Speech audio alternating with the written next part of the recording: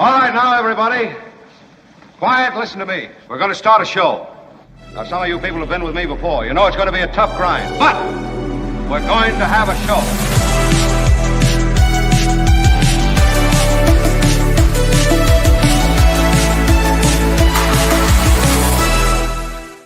Thank you all. It's our Friday audience. And please remain standing. It is a great honor to be here with two of my favorite colleagues. I mean, to be honest, I have many favorite colleagues. I know. I'm just, but they're two. These are two of them.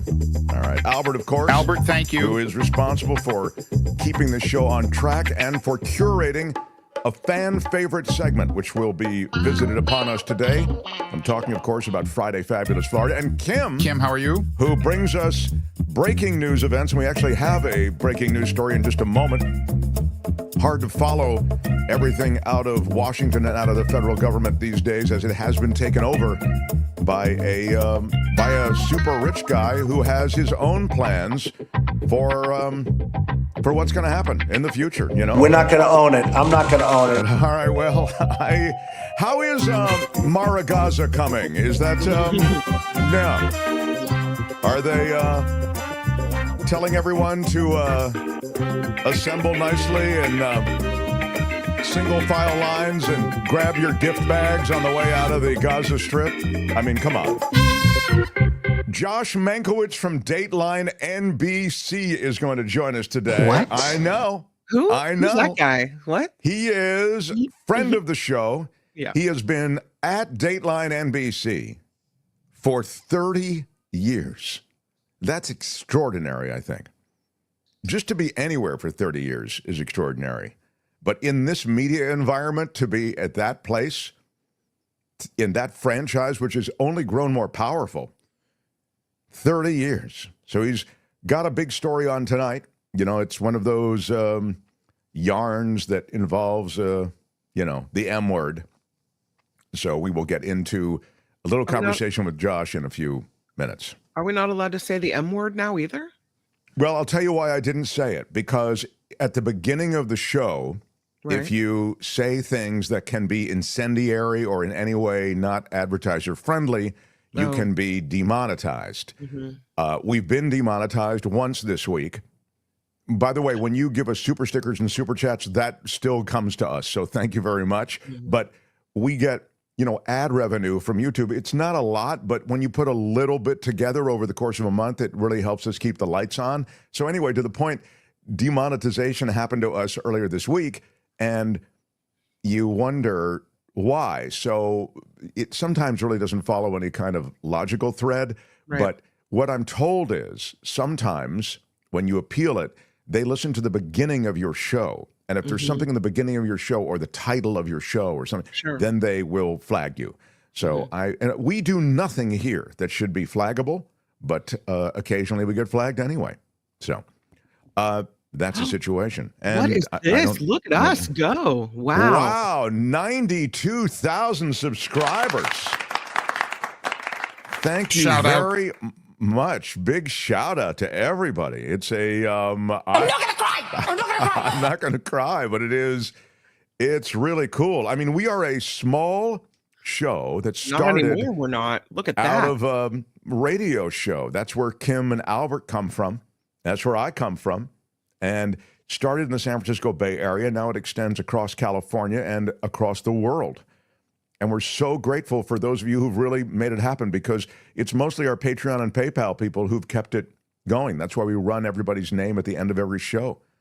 I mention that because, we'd never get to 92,000 were we not able to keep the show on the air day after day. So you guys are all really to be thanked. And I'm thanking you. Thank you so much. Yes, I'm thanking you, the British thank you. Thank you so much. Thank you so much. Thank you. Thank you. That's, What happens when you hit 100,000? Do they send you a special wall plaque? Is that right? I believe we have to get rid of one person on the staff when we get to 100,000. You know Is that what? right, Albert? Yeah. Who do we get rid of? We don't know. I mean, it's a Good day, sir. yeah. We don't know You really exactly. know how to make a girl feel special. That's It's what I think. not the thing they advertise. They advertise the wall plaque, but the fact is we have to dispense with one person. It's in the Right. bylaws of the show. So we have lovely I think party it's for I it. think we get a silver plate. Nothing. All right. Like one of Yeah, the it's silver plate. One of buttons. those. Wow. Yeah. That's Pretty nice. great. I really am astounded that Randy we're anywhere says, close to that. So, Have Elon Musk come in and determine who needs to go. my God. Yeah. Can you imagine? Man. Citizen Morgan says, Mark Thompson is my new Morning Joe. By the way, speaking of Morning Joe, let me hit you with this. Let me get right into the show. I've got a lot of stuff, got Law and Disorder. And speaking of Morning Joe, I've got to share something with you that I saw that was just outrageous. Here we go. The Mark Thompson Show. I was with you since the first 1,000, says Sheila's True Crime Chat. Isn't that great? Thank you. I know, look, there are a lot of OGs in our live chat right now, and I'm so grateful that you guys have stayed with the show, you believed in the show, you support the show, even if you don't support it financially, you share it, you help us with the subscriber base and growing the footprint of the show. So thank you for all of that. Now, I mentioned Morning Joe. I wanted to play, Albert, do you have, play that little clip from that congresswoman from Michigan. She's Lisa McClain. You see her there on the right of your screen if you're watching on YouTube. She was asked about, this process by which Elon Musk and his, what would you call them? Gen Z stormtroopers have gone into all of these different government agencies and are just slashing everything without any real formal authorization except for the president's blessing, obviously. And to be fair, and this is important because when you talk about legalities, the heads of some of these agencies, Secretary of Treasury, for example, gave Musk permission. That's important legally because then his intrusion into the secretary, into the department wasn't illegal because it was approved by the secretary. Now, there has been no vetting of anyone, and I'll get to that a little bit later in the sense that there's already been some flags that have come up. But these, 18 to 26-year-olds who are there with Elon going into the various agencies, they're disrupting big time, and they're getting rid of staff, and they're closing down agencies. Let's be blunt about it. I mean, when you only retain 3% of a staff at USAID, for example, you're closing it down. And at USAID, just because I mentioned it, and I mentioned this the other day, that it was personal for Musk because USAID had begun an Inspector General investigation into Musk shutting off Starlink during the Ukraine war. So Musk goes into USAID, he gets rid of everything. Gets rid of the entire playing field. And then they create this BS narrative about, well, it was a political agency, they were funding Politico, and they were fund all these left-wing outlets, media-wise. It's total BS. They subscribed to these, Politico over the course of, I think, 3-year period made $40,000 in subscription fees from USAID. It's absurd. So this is the situation with Elon Musk and his crew as they go through government and they close down government offices and huge instruments of government. And sometimes, and we find out with EPA, with USAID, it's because of personal grievance on the part of Elon Musk. He's having to account, in the case of EPA, in the way of fines for running amok of the environment with his launches of rockets. With his launches of rockets that had to reroute a bunch of aviation patterns, and as a result, the FAA fined him. What did he do with that? Got rid of the FAA head and a bunch of people at the FAA. Now with USAID and this investigation into Musk, because of the Starlink shutdown during the Ukraine war, what does he do? He goes into USAID and he effectively shuts down the agency. This is who Elon Musk is. This isn't efficiency. It's personal grievance.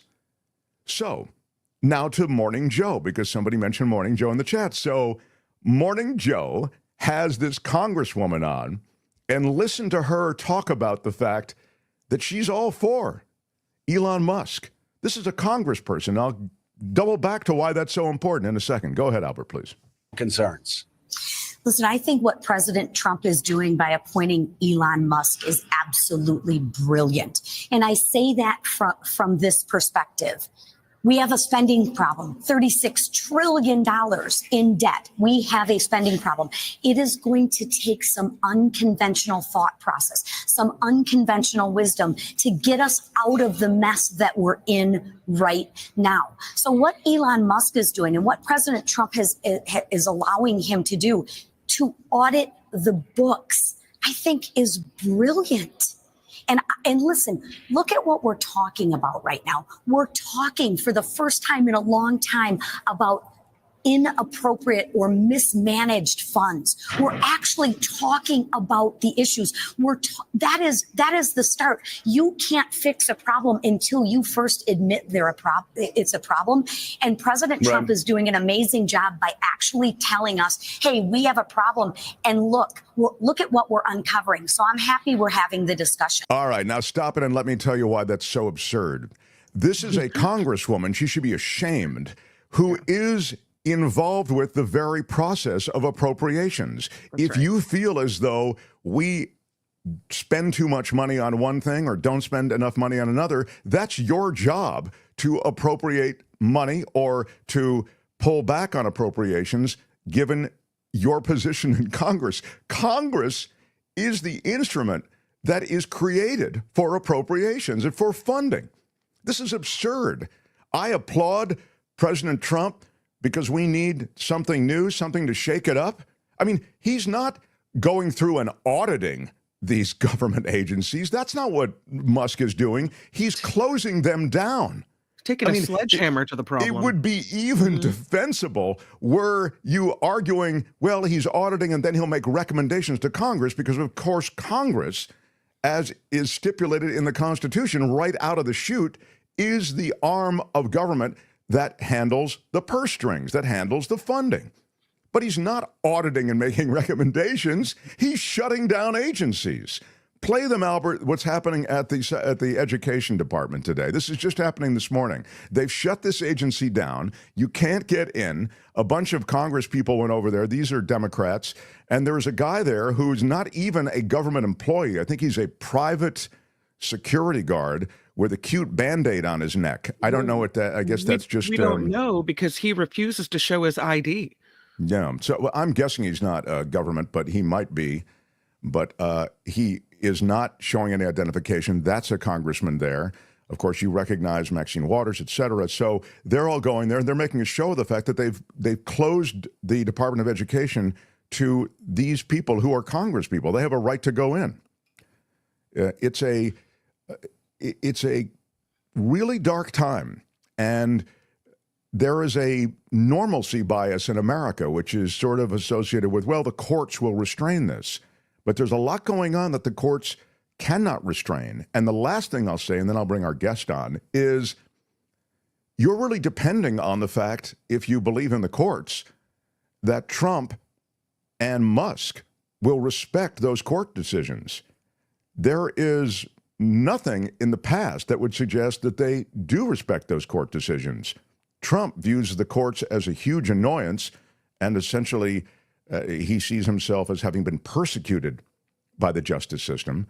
And Musk sees himself as someone who should not have to deal with any restraints at all.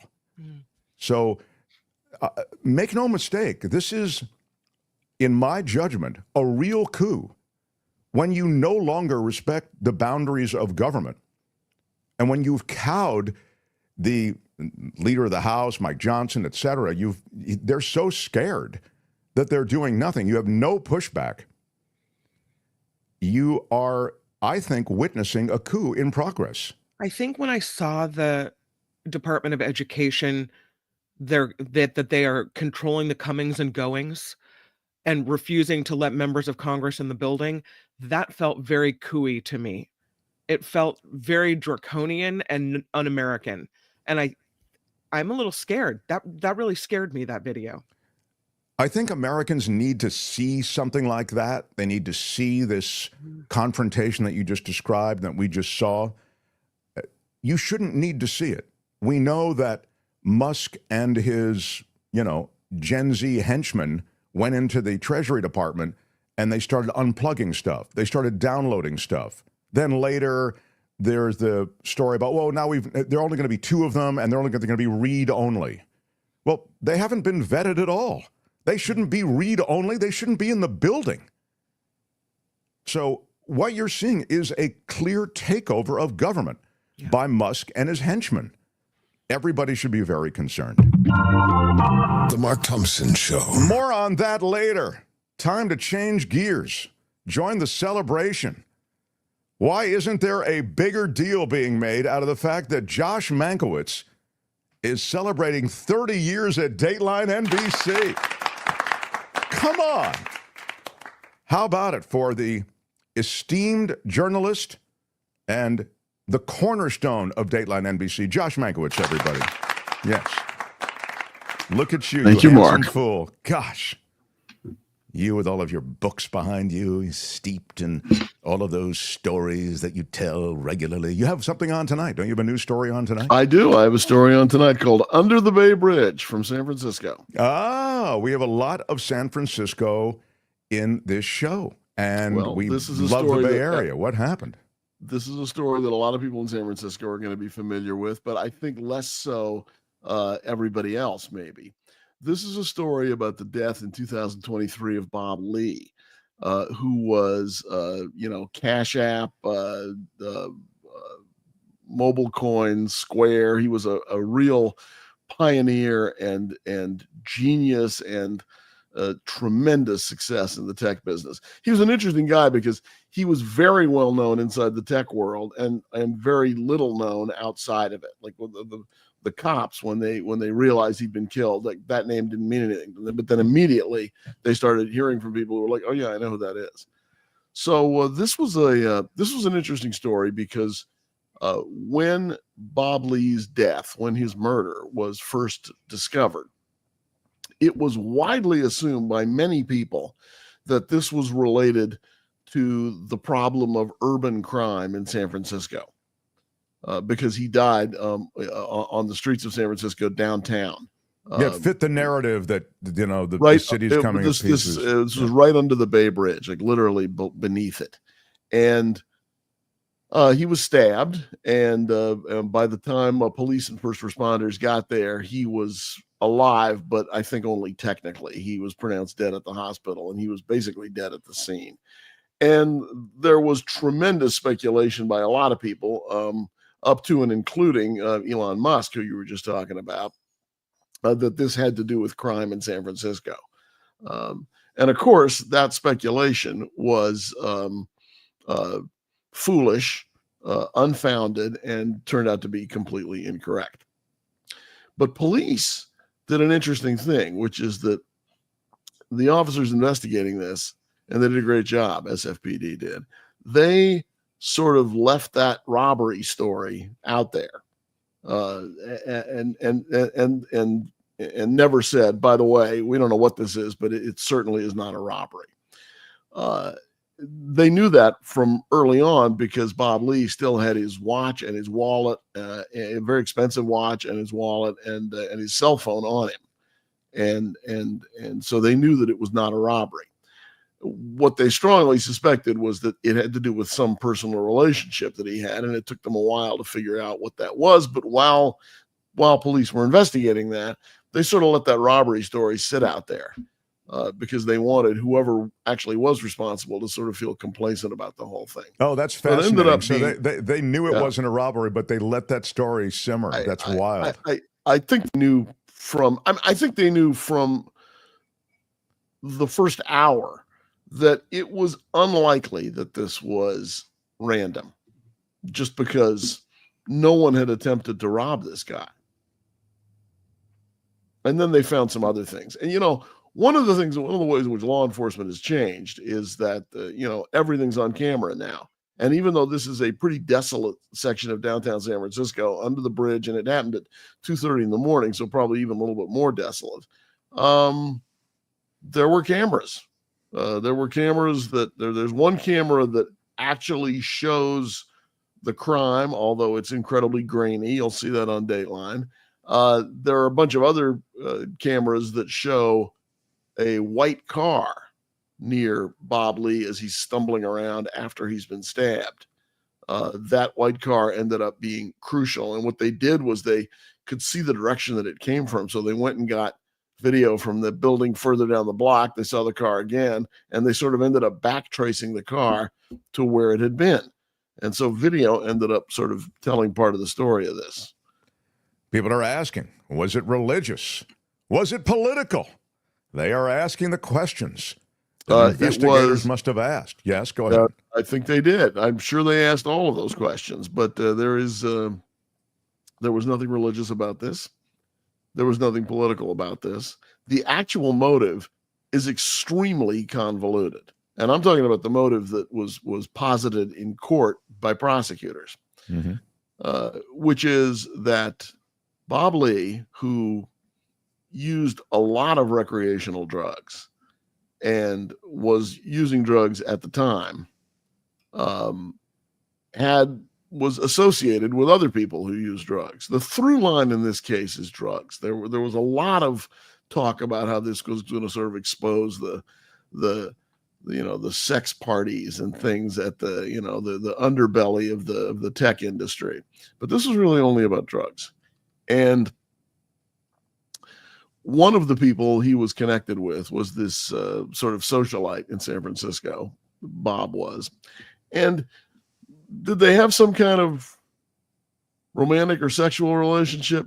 That's a little murky, but that certainly doesn't seem to be significant. What was significant was that they were friends, and that friendship seems to have been based, at least in part, on drug use. And something happened to her. Her name's Kazar Momeni. Her brother, a guy named Nima Momeni, she calls her brother and says, this thing just happened to me. And although she said that she had been sexually assaulted. Now, we know that Bob Lee was not present when that happened. So whatever she was accusing or alleging, it was not that Bob had done something. He could not have been there. That we know photographically that he was not present. But the prosecution's theory was that the story that Kazar told her brother about having been sexually assaulted while she was under the influence of drugs made her brother so angry that he was angry at Bob for taking her to the place where that assault happened, even though Bob was not present at the time. Now, weirdly, he does not appear to have been angry at the person that she actually claimed did the assaulting, and whether or not that actually happened is also a little bit murky. We don't know exactly what she told her brother, and we don't know exactly what happened, but we do know that Bob was not there. But apparently the brother was angry at Bob for putting his sister in that situation. Not clear, but the prosecutors alleged that that was the motive, that Bob was angry about something that had happened to his sister that she sort of she may have blamed on Bob in a conversation with her brother. But apparently in other conversations, she has said other things. Remind us how long it took them to sort this all out.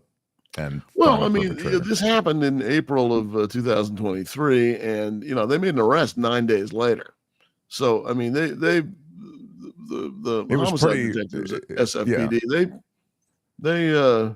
It was like that Columbo episode they used to, where he walks in and kind of gets an idea of who the killer is right away, and he just has to piece the case together. Right. Well, this took a little longer than 90 minutes, but yes, it was. This was not an investigation that took an incredibly long time. This was not a cold case or anything like that. They moved ahead. They found their suspect. They arrested him, and then they tried him. He was just convicted late last year. Well, I'm excited to see it. I love your work. Murphy's I love your work. Am I on the I've right loved show? your work much longer than you've loved my work. That is true. Well, I mean, my work has been, I think, more distinguished for longer. If I can just, I'm just saying. It's, am I on the right show day? Is this a replay? She asked. No, this is the live show. No, this couldn't be more live. Yeah, we are live with Josh Mankiewicz. It's his 30th anniversary at Dateline NBC. It really is amazing. And when Dateline NBC started, Josh Mankiewicz, it was a magazine show, like 60 Minutes. It was a magazine show. We were not doing hour-long crime or 2-hour-long crime like this one. The Dateline was on for an hour, and we did 4, 5, 6, sometimes 7 stories in an hour, all of them shorter and not about the same topic. What happened to make Dateline sort of the? When did you guys first decide, wait a minute, we should really concentrate on this true crime stuff? There seems to be a big appetite for this. And then when did you just scorch everybody else so you became number one? Well, I mean, the change to true crime started around, I'm going to say 2005, 2006. That's about when I first did my first crime story. But like other people had done it first. Like it wasn't like we're going to change tomorrow. It was a slower thing. But I'm going to say after I'd been here about 10 years, about 2005, 2006. And the reason we did it, I think, was that the traditional news magazine formula had stopped working as well with viewers. Back in the 90s, there'd been a lot of news magazines on the air, and some did well and some didn't do well. We survived that and definitely sort of made a name for ourselves as a traditional news magazine. And then I think our bosses in New York, through, as usual, zero consultation with me, decided that the true crime was this sort of kind of uncovered part of journalism. And so we started doing it. I wasn't terribly interested in doing it at first, but then I did one and I liked it. And then I was really into it. And I'd always kind of had an interest in true crime anyway. Exactly. Yeah. So it ended up kind of dovetailing with, I was always reading, detective novels and, True Detective magazine, that kind of thing. So this did kind of work out. I mean, I'd been a political reporter up until when I came to Dateline, but I did not anticipate that I'd spend 20 years on murders after spending 10 years at Dateline doing other stuff. But that's how it's worked out, and it is an interesting part of journalism, and it is a robust, dominant genre. It's really something. Yeah, let me just ask you, that. In our last moment, let me just ask you as a reporter, because you really did do the real journalism day to day out there. You worked as a general assignment reporter. You worked as a political reporter. You're steeped in politics from a family perspective. Is there anything that the current media environment, very different, I think, than from when you were coming up. Yep. From the standpoint of political reporting, is there anything that can be done that's not being done? I mean, the media is blamed for so much, yet some of these situations that they find themselves covering, I think, are problematic from the standpoint of media telling truths. I think this is a challenge. I mean, I think the mission of the news media to sort of challenge the status quo and speak truth to people in power, I think that's just as important today as it's ever been. It's always difficult when you feel like you're. It's easy to talk about things that are popular. The tough thing to do is to talk about stories that people sort of don't want to hear or don't like hearing, or stories that conflict with their view of the world. For example, I mean, to some extent, the story I'm doing tonight on Dateline. I mean, everybody really sort of believed and wanted to believe that this was about crime in San Francisco. Well, it wasn't. It was about something else. And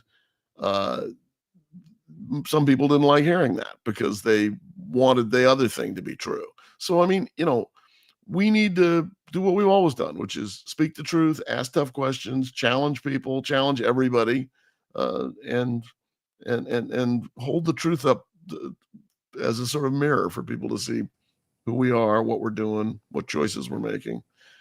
I would also argue with you that, when you said, I used to cover the real news, the crime, the murders, the way men treat women, the way the criminal justice system operates, that is the real news. I mean, in a way, I sort of never left political coverage. Oh, that's interesting. I didn't mean to put the two. There's the younger Josh Mankiewicz. That's me. That's me 30 years ago. Yeah. I still have that tie. You'll be interested in that. Yeah. I think you still have that look, you handsome fool. All right, we've got to wrap up. What time does Dateline air tonight? 9 o'clock Eastern and Pacific, 8 o'clock Central, 2 hours. It's called Under the Bay Bridge, this episode. Wow. Pretty wild. Josh Mankiewicz, I adore you. Keep doing what you do. Yeah. Josh Mankiewicz, everybody. Bye, Josh. The Mark Thompson Show. My wife wants some vegetables for coup d'etat. I was a basketball referee. Feels great, baby. Use Mark Thompson. It's unbelievably offensive. What he's got going here is a situation. I was fortunate. Everyone I worked with made me better at my job. You are a cover-up artist and you are a liar. I'm excited that you are here. I love my favorite provocateur in the chat who just loves to own me. It's Mars. He says Josh subtly calling out Mark's show narrative is gold. It is true that I was trying to distinguish between the kind of reporting he was doing before and now, and rather than get into a big thing with him about it, I let it go. But I could defend my thesis, which is one of general assignment reporting, day-to-day journalism, and then the stories that he tells now. I'm not suggesting that they are exclusive of each other, but that's what's going on, Mars. And let me tell you something, Mars. You're lucky that I am only on for another half hour today. I have to go over to KFI Radio, because if I were here for another hour, I would yellow card you for having the gall to come after me on a personal basis like this. Why are you yelling? It is not the kind of behavior that I can tolerate on a Friday, Mars. So, Mars, you're lucky. Hey, which one do you use, Mark Thompson? I am not going to touch you, but I could yellow card you. Were I here a little longer, I probably would yellow card you just because I don't want to have to deal with any more of your stuff. You might be checking out to go to KFI, but I get to talk to the Michaels today, Michael Shure and Michael Snyder. That's right. The show continues. Oh, absolutely. Continues. Mars would probably argue that it continues. It'll be better with me heading out. So, The Mark Thompson Show. I want to mention to all of my Angelinos, if you're in Los Angeles and Orange County, meet my plumber. I had a plumbing issue. Courtney talked to a ton of plumbers. They you had a real plumbing issue. Like, you didn't just have a clogged toilet. All of a sudden, one day, the swamps of hell came up into your guest bathroom. That's exactly right. But we didn't know what was causing it. And so these guys really first helped us sleuth it. One Day Rooter and Plumbing. The number one, then Day Rooter and Plumbing. So if you're looking for them online, it's the number one, onedayrouterandplumbing.com. What you should know is that these guys, family-owned, Bob and Josh, they found us all these ways that we could attack the problem without them having to come out. And then when they ultimately came out, they quoted us a number below all the other plumbers, and then the job they did was extraordinary. They're in the Los Angeles County and Orange County area. If you're in Southern California, they do water leaks, drain leaks, gas leaks, everything. They say no job is too small, no job is too big. Call them and get an estimate. And if they can't fix the problem, the whole thing's free. 626-702-0202. It's all on their website. OneDayRouterandPlumbing.com. Again, LA County and Orange County. So our Southern California viewers and listeners, I hope you'll take advantage of one other thing that makes One Day Rooter and Plumbing particularly special to the Mark Thompson audience. And that is that if you mention our show, they'll give you 10% off.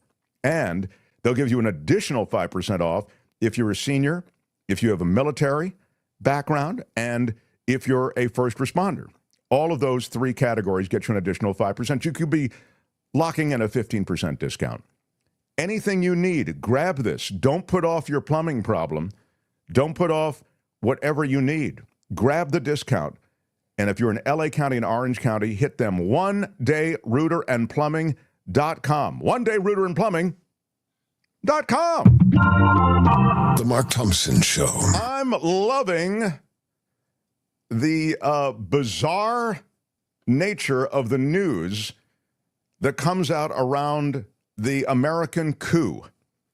Even as America falls, and let there be no mistake, as noted by Jared Yates Sexton, who was a guest here earlier this week, and if you haven't seen that video, you must go back and see it. He lays it out cleanly. He says, if you were reporting on this from this country and reading about what was going on in another country, how the wealthiest man in the world helped somebody ascend to the presidency and now has infiltrated the government with people who have no clearance to do anything. They're closing down government agencies that have fined this person or have called him out legally. They're closing down entire arms of government that are associated with regulations that this super rich guy doesn't like. You would, without question, recognize it as a coup. This is no longer a democracy. Absolutely no longer is a democracy. There is no congressional buy-in. There is no balance of power. This is a total and complete takeover of government. Illegal. But if there's no one there on the beat as the cop, they get away with it. But the point is, if you looked from the outside looking in, you would certainly flag it that way. But because it's America, and we have this myth of American exceptionalism, and as I've suggested before, kind of a normalcy bias that, the courts will take care of this. This guy's overreaching, but he'll get brushed back, even the Supreme Court. Well, that's really presuming a lot. It's presuming that he'll respect those courts. But even in the madness of it all, there is a madness within the madness. An Australian politician has changed his name to Aussie Trump. I would love you to reach out, Donald. Just ring the office here, he said. He has legally changed his name to Austin Trump. Isn't that right, Kim? It is right. He was inspired by Donald Trump. Right. His real name is Trump. Ben Dawkins was his name, which is a solid name. But he dumped it. Now he's Austin Trump. You can call me Aussie, he says. And of course, he is an Aussie. Meantime, there he is. Formerly Ben, now he's Aussie. Aussie Trump. I mean, is it a joke, or is he so strange that he has to resort to this publicity stunt to get any attention for himself? Well, he says it's a protest against the tyranny and systematic corruption of the labor government. He's really playing the political card, and he's doing it in this high-profile way. I've never seen anything like it. But the point is, it's a stunt also. Yeah. So to your point, Time Magazine has put Elon Musk behind the Resolute desk. Time Magazine isn't what it used to be, but again, it's another sign of what's happening in Washington. You think that'll make Trump angry? I think because they're really insinuating that Musk is really the president. I mean, it's more than an insinuation. That's absolutely right. But I also feel as though Time just isn't what it used to be. I mean, like it's not on the checkout aisle shelves anymore. Quite, it's not as sort of ubiquitous as a real thing as it used to be. But it's a kind of trolling, I suppose. So in that sense, I'm sure he doesn't like it. Albert, I want to do it. I've said I wanted to do it. I've tried to do it for 3 damn days, Albert. And I haven't been able to do it, Albert. And I don't know who to blame. Albert, thank you. I feel I should blame you. Kim. Kim, how are you? No, I blame you. I blame you. Yeah, Thank you. That's exactly right. I haven't worked out who I'm blaming. But ubiquitous is a ding word. It's true. Blame is big on this show. The blame is always going around. The blame is usually squarely on you, Kim. If I can just... Kim, how are you? I am... but I in reject this your blame. case, I'm talking about law and disorder. We haven't done it. I've wanted to do it for 3 days. And again, I'm blaming one of you for it. But I haven't decided who. In any case, we are going to do it now. Even if I have to truncate it, I am going to get it in. This is Law and Disorder. In the criminal justice system, the people, pimps, addicts, thieves, bums, winos, girls who can't keep an address, and men who don't care, are represented by two separate yet equally important groups. A cop, a flatfoot, a bull, a dick, John Law. You're the fuzz, the heat, you're poison, you're trouble, you're bad news. These are their stories. At the Supreme Court, at the White House, at his house, Clarence Thomas is the go-to justice to swear in all of Trump's cabinet. That's right. Donald Trump tapped Clarence Thomas over and over and over again. He has been there alongside several Trump administration cabinet officials, making them official by swearing them in. He and his wife, Ginny, drawing exceptional attention from President Donald Trump. You know, Donald Trump loves Ginny, and he loves Clarence. And they are all over these cabinet official swearing. I come from regular stock. Yes. He administered the oath to Pam Bondi as she became the new Attorney General. He swore in Scott Turner as Secretary of Housing and Urban Development.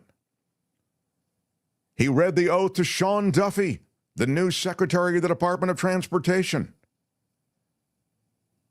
He swore in Kristi Noem, the Department of Homeland Security head. That's right. He is a busy, busy guy. It is Clarence Thomas, the one vote you can count on if you're Donald Trump, alongside probably Alito.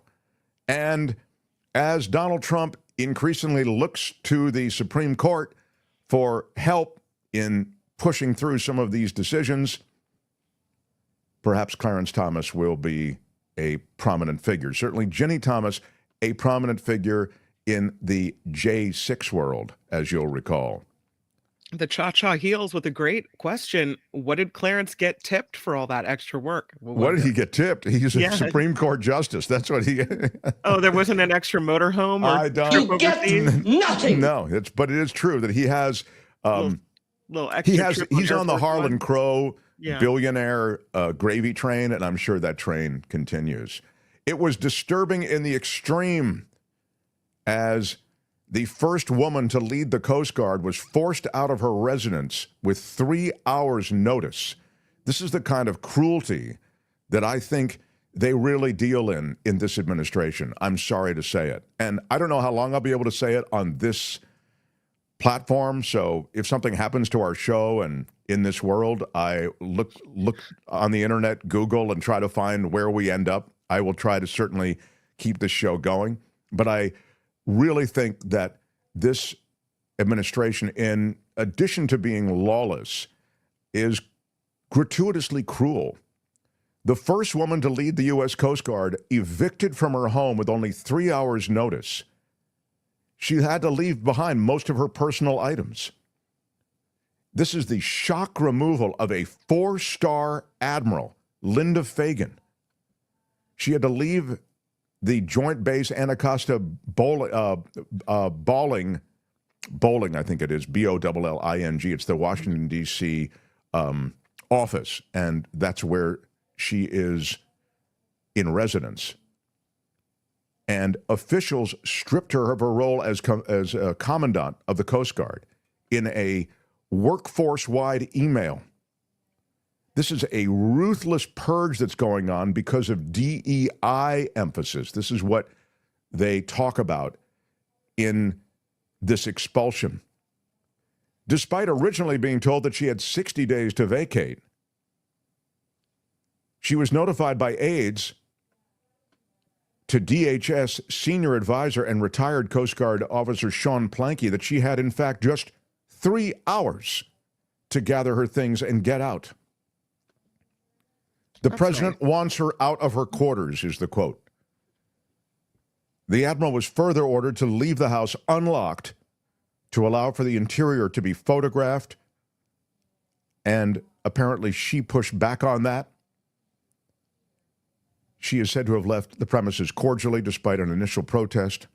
Wow. With, quote, many or maybe all of her personal items and household goods still there in the place. How many years of service to America has this woman given us? I mean, to treat her like that is really unconscionable. Yeah, and she was a breakthrough figure, but it was stated that the emphasis on DEI was the thing that did it with her. They blamed her failure to grapple with border security threats and ineffective deployment of Coast Guard assets to manage drug smuggling. They farmed it all out, but they did specify DEI. Meantime, Elon Musk, he closed down USAID, as you know, we've talked about it effectively. But what the Inspector General was doing at USAID was an investigation involving Musk's company, Starlink. In 3 steps, Trump's administration killed that investigation because it would have embarrassed Elon's company, is the thinking. The idea was that Musk's company had closed down Starlink during the Ukraine confrontation in response to a request from Russia. This was the situation that was being looked into by the Inspector General. There's documentation for all of this. In his testimony, the Inspector General announced that he had launched an investigation involving Starlink satellite terminals in Ukraine. And he testified that in addition to another ongoing audit on direct budget support, we are examining USAID's energy security project, USAID's oversight of Starlink satellite terminals provided to the Ukrainian government, and USAID's efforts to protect against sexual exploitation and abuse in Ukraine. But the investigation involving Musk's company is effectively dead. Whatever damning information the investigation would have revealed is gone. It's been covered up for good because USAID is flushed. It was one of the first orders of business, and at the time we said it's odd because it takes up so small a part of the U.S. budget. That's the reason it was personal for Elon Musk.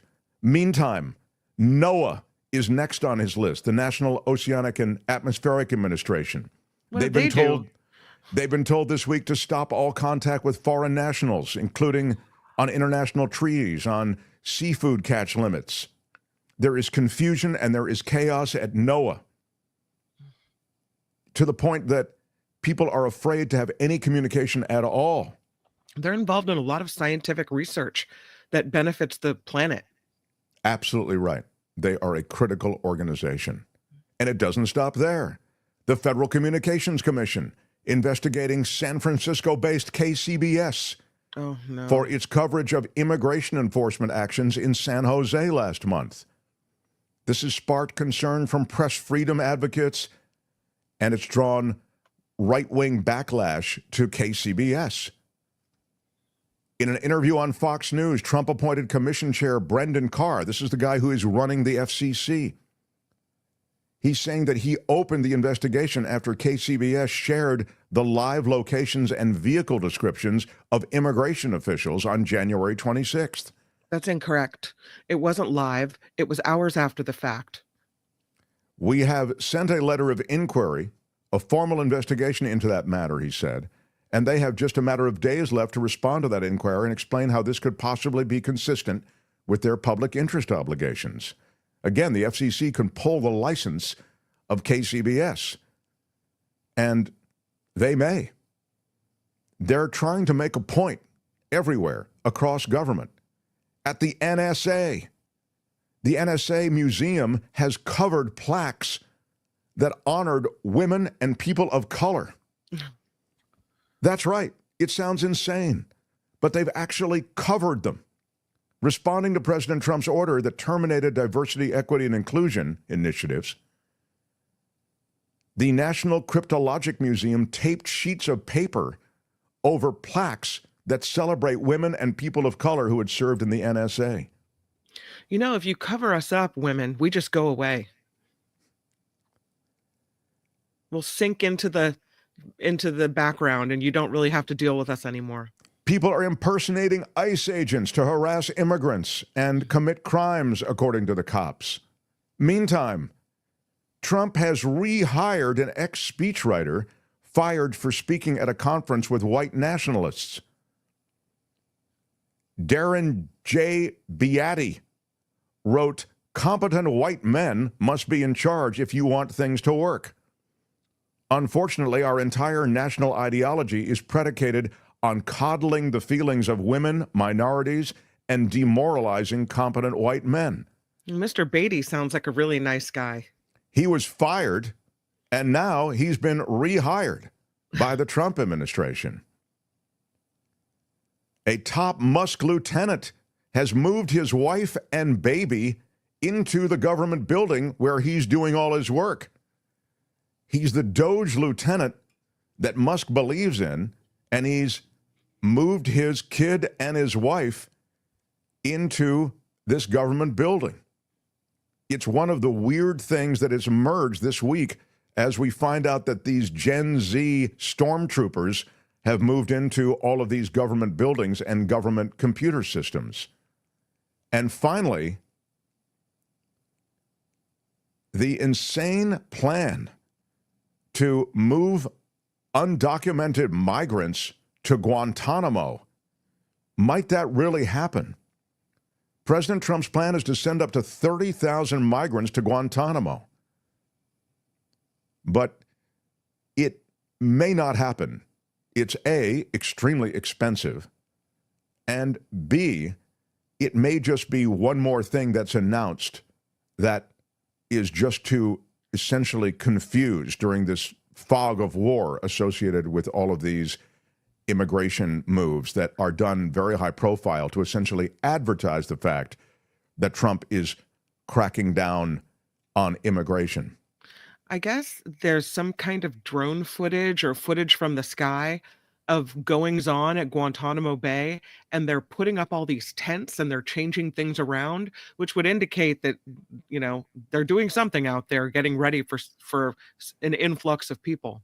He may get it done.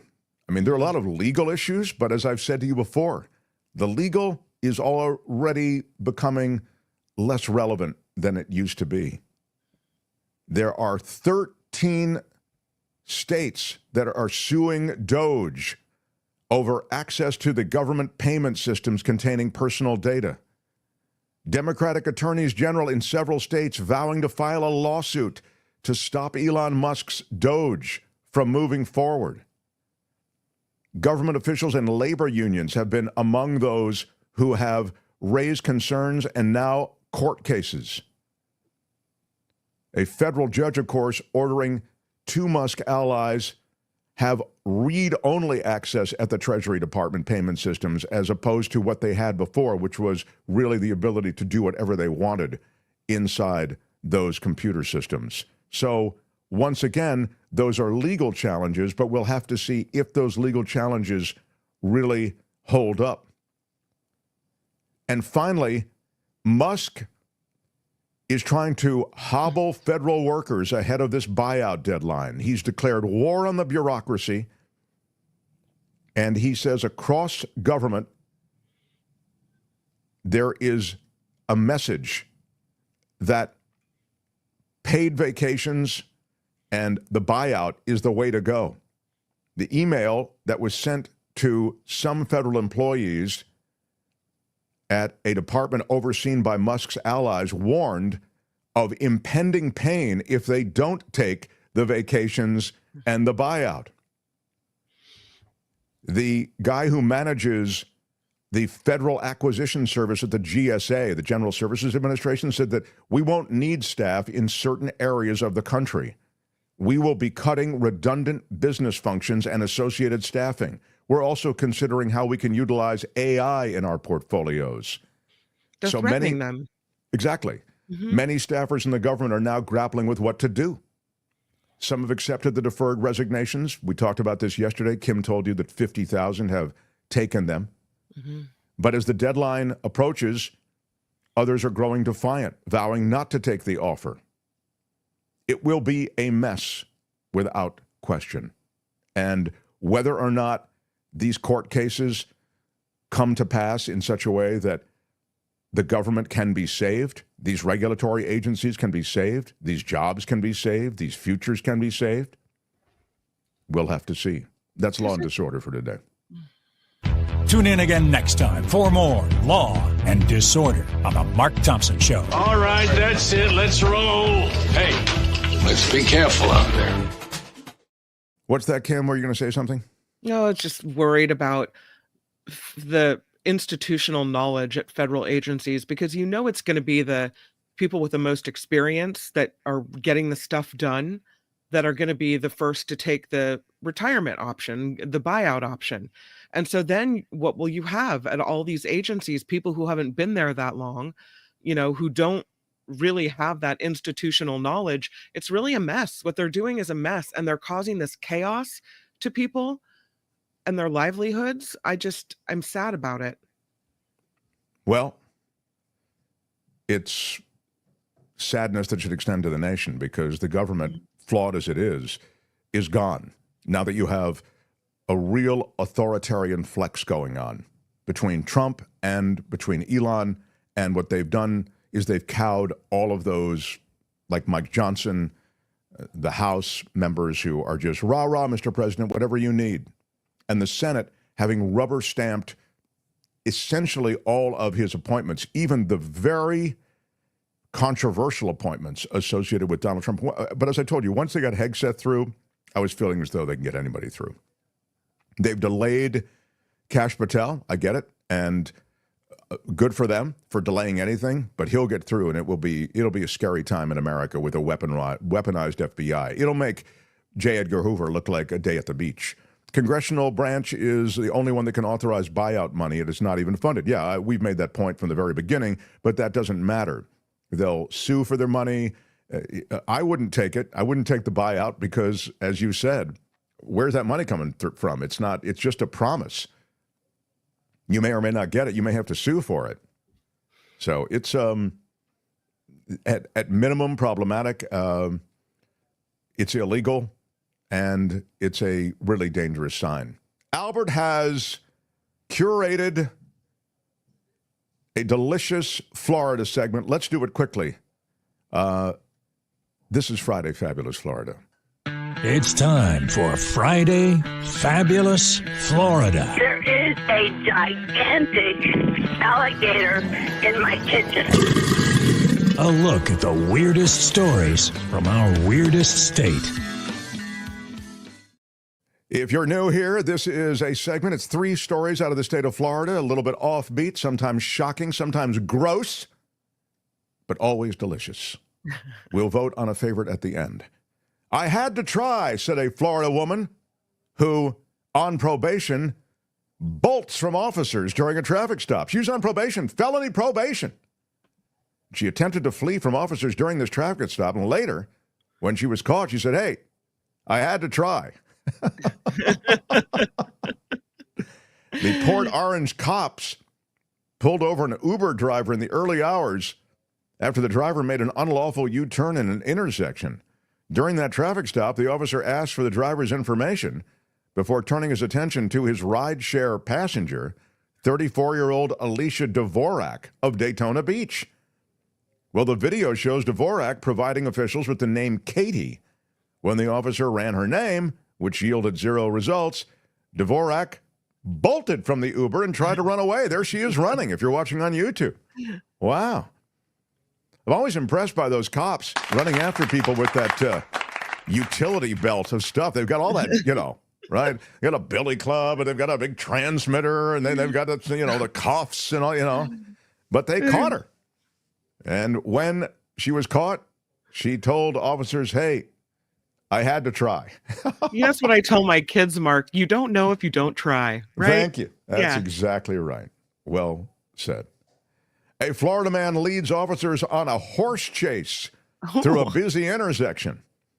Man who was arrested after his involvement in a drug deal led to him to be chased on horseback through the streets of Jacksonville. Wait, was he was doing a drug deal on a horse? No, they are on horseback. Oh. What? I mean, I know it's Florida, but that's weird. Well, they're showing it to you now. Albert is showing you that he's running, so is the horse, and the mounted police officer is chasing on horseback. According to the Jacksonville Sheriff's Office, Jordan Wilson, 25, tried to make a run for it after the officer witnessed him handing off illegal drugs. Kind of weird that he was pulling off that drug deal when there was a Mountie, a cop on a horse, close enough that he was able to witness the entire thing. You'd think you might want to chill out, but look at him go. Man, he's out. He's really giving the horse a run. Yeah, I would think it wouldn't have been gone on this long. The horse would probably be faster than the human, but when you're hopped up on whatever, I guess you're running fast. Well, they're both are galloping for their lives. And look at the guy who they get is a little overweight. I'm surprised he's able to. I'm impressed. Yeah. Carrying it. Yeah. There he is. Jordan Wilson, 25 years old. I think he's a solid 7 on the Mark Thompson Show booking scale. I do too. I think they should call him Jordan Babyface. Yeah. Yeah. Sweet. Looks like a sweet guy. Too bad he's chosen a life of crime. And he's faster than he looks, that Jordan. He may be able to correct his life. Finally, a Florida woman is arrested for throwing condiments and running over her ex-boyfriend with a Range Rover. Don't piss us off. I'll tell you what. Punta Gorda, Florida. She threw ketchup, mustard, and eggs at her ex-boyfriend's car and then hit him with her Range Rover. Wow. Those are expensive nowadays. You can't be throwing those things at your ex-boyfriend's car. I agree. Hey, look, it's all expensive. Yeah, the eggs and the Range Rover. Yoshabel Eduard, 19. There she is. I'm going to give her. I think she's kind of attractive. I'll give her a 7, maybe an 8. But she doesn't. It's definitely not a good day. Remember, these are booking photos, so she's not having a happy life. 5.5 is, says Ms. Organico. 1 says, oh, that's very high. I think that's very, very harsh. Cameo gives her an 8. Eduard allegedly threw eggs at her ex-boyfriend's car before escalating the situation, then doused the vehicle with ketchup and mustard. Moments later, deputies said the suspect came speeding around a corner in her Range Rover and struck the victim with her vehicle. Deputies say that the victim's body was struck by the SUV, slammed him into the windshield, and shattered the glass, Kim. He was then flung off the hood and onto the pavement. The Charlotte County Sheriff's Office confirmed Eduard intentionally ran over her ex, and she's been arrested and charged with bodily harm. No peace in Florida. And so we don't want to. It's like choosing between children, but we must. The bylaws of the show require us to choose a favorite. Of those 3, it's Florida man leading the officers on that horse chase through a busy intersection. The Florida woman arrested for throwing the condiments and running over her ex-boyfriend with a Range Rover. And finally, the woman who, on felony probation, bolts from officers during the traffic stop. And when they caught up to her, she said, hey, I had to try. What is your favorite? I ask you, Kim. I'm going with the egg lady. Yeah. You like the condiment throwing egg lady? I do like the condiment throwing egg lady. Is she angry? Albert, what's ahead in the poll online? The polls love what I'm calling horsing around, and that's actually my vote. I just love the idea of police on horseback. That sounds in itself Florida. Sure. Yeah, I agree, actually, that trying to outrun the horse is very Florida, so I'm going with that as well. There are no right answers. Police. Florida is using their tax dollars for horses for their cops, so that's really cool. Most poor horses. I mean, imagine it. Most of the time, it's hot as hell down there. Mm-hmm. And the pavement's really bad for their hooves, too. The pavement is hot. It's just, it's brutal. But That is Friday Fabulous Florida for today. This has been Friday Fabulous Florida. There is a gigantic alligator in my kitchen. Y'all come back now here. Wow, that was a rousing Florida offering, Albert. Thank you. I'm The Mark Thompson Show.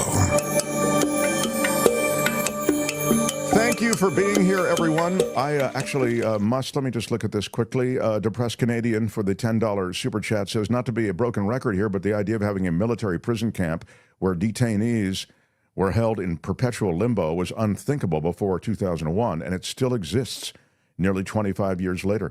Yeah, you know, it's interesting. Maybe Michael Shure can explain a couple of the reasons why. There are a lot of political reasons that Guantanamo remained open. You know, Obama, you'll recall, campaigned on closing it on one of it, and then he ran into some political realities when it came to closing it. But you're right. The fact that it's open and now it's being repurposed in this way where you may send undocumented immigrants there, it's a, you know, it sort of becomes this showpiece. Not to mention it's insanely expensive to house these people, to transport them there. The whole thing, as is predicted, even in the irony that these guys are advertising, we're cutting waste from government and all this kind of thing. It's the most wasteful, ridiculous program to somehow transport all these illegal migrants to Guantanamo. On a lighter note, I watched your interview with Josh Robert Thompson from a while ago, says Depressed Canadian. It really cheered me up, and it's great when you bring on fellow voiceover specialists to talk about their craft. We'll do more of that. We'll try to bring on people who aren't necessarily directly in the world of politics or news. It's what we used to do on the radio show, and we will try to do more of that here as well. Love you, Mark, says NC Thorne. Come on, NC Thorne. Thank you. You know, that's what we need around here, Kim, is a little more love you, Mark. Okay? Love you, Kim, Mark. how are you? Hi. Hi, Mark. Right. Yeah, thank you. See you later, little Mark. more love you, Mark, and a little less of the, all right, yeah. I must leave you. But boy, I leave you with that sexy beast of a guy who comes in and knows politics. Gosh, I'll be listening.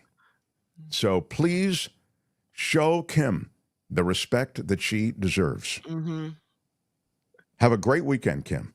You and too. Again, Happy Super Bowling. Oh, yes. Thank you. Mm-hmm. And again, Kim, I will be watching and listening. I know. When are you not? Yeah. All right. Albert, thank you. Kim, thank you. Thank you, everybody. The Mark Thompson. So much to talk about as we get rid of Mark Thompson and bring in Michael Shure. He's a journalist who knows more about politics than anyone in the entire universe ever knew about politics. Is that how it goes? Yeah, I think that's the intro. I think you nailed it. Thank you. Yeah, and there's no pressure with that, which is nice, right? There's Right. nothing to live up to with an intro like that. At least Mark tells me that I forgot some things. You know? No, you don't forget anything. You know, that's it's a tough one to follow up on. But let's give it a whirl. Let's actually start with yes, Michael Shure, everyone. Let's talk about what we were just talking about with Mark, which is the Guantanamo Bay, Gitmo, as they call it. Yeah. There's new tents going up. Satellite images show that there's changes going on. We know that there's scuttlebutt about deporting undocumented immigrants from America and housing them at Guantanamo Bay. It's I don't know, concerning is a light word for what's happening there. Is this is this really going to happen? Is this a reality? I mean, the answer to that rhetorical question continues, whatever the question is, to be yes.